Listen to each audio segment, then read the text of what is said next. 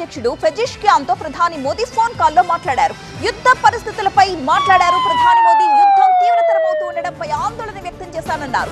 Middle east లో భారతీయుల భద్రతపై చర్చించారు ప్రధాని. సరుకులు, ముడి చమురు రవాణాకు ఆటంకాలు లేకుండా చూడాలని కోరినట్లు తెలిపారు మోదీ. చర్చలు, రాయబారాల ద్వారా సమస్యకు పరిష్కారం వెతుక్కోవాలని, శాంతి కోసం రెండు వర్గాలు ప్రయత్నాలు చేయాలని ప్రధాని మోదీ పిలుపునిచ్చారు. భారతీయుల సేఫ్టీనే మా టాప్ ప్రయారిటీ అంటున్నారు మోదీ. అంతేకాదు, భారత్ నుంచి వెళ్లే సరుకుల రవాణా, చమురు రవాణాకు సంబంధించి ఎటువంటి అడ్డంకులు లేకుండా చూడాలని కోరుతున్నారు. మరొక వైపు భారత విదేశాంగ మంత్రి జైశంకర్ ఇరాన్ విదేశాంగ మంత్రి అబ్బాస్ అగ్రాచీతో మాట్లాడారు. 20కి పైగా ఆయిల్ ట్యాంకర్లు హర్మోజ్ జలసంధి ద్వారా భారతదేశానికి రావలసి ఉంది. వాటిని సురక్షిత మార్గం కావాలి వాటికి అని కోరారు. ఇటీవల యుద్ధం వల్ల అక్కడ ఓడలపై దాడులు జరిగిన విషయం మనకు తెలుసు.